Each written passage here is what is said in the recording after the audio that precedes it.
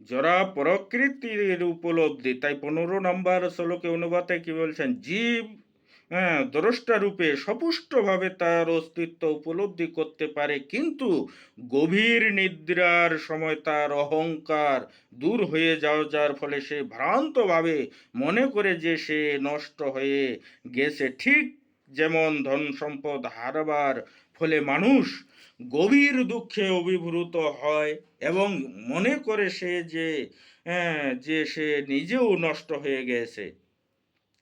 তাৎপর্য শ্রীল স্বামী বড়ুয়া সুন্দরভাবে ব্যাখ্যা করেছেন, অজ্ঞানতার বশেই কেবল জীব মনে করে যে সে নষ্ট হয়ে গেছে। যদি জ্ঞানের প্রভাব সে তার শাশ্বত অস্তিত্বের বাস্তব অবস্থা সম্বন্ধে অবগত হয়, তখন সে বুঝতে পারবে যে সে নষ্ট হয়ে যায়নি। এখানে তার একটি উপযুক্ত উদাহরণ দেওয়া হয়েছে। নষ্ট আহ, বিক্ত ইবাতুরু, যে ব্যক্তি বিপুল ধন সম্পদ হারিয়েছে সে মনে করতে পারে যে সে নষ্ট হয়ে গেছে, কিন্তু প্রকৃতপক্ষে সে নষ্ট হয় না, কেবল তার ধন সম্পদ নষ্ট হয়।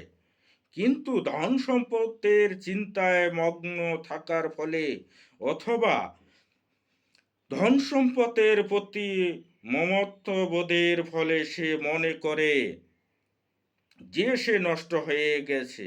তেমনি যখন ভ্রান্তভাবে জড় অবস্থাকে আমাদের কার্যে কর্মক্ষেত্রে বলে মনে করি, তখন আমাদের মনে হয় যে আমরা নষ্ট হয়ে গিয়েছি, যদিও প্রকৃতপক্ষে আমরা নষ্ট হই না।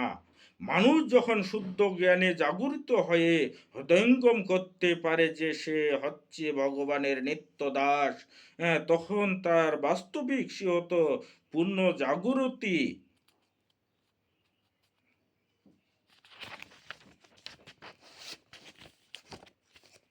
হয়। জীব কখনো নষ্ট হয় না।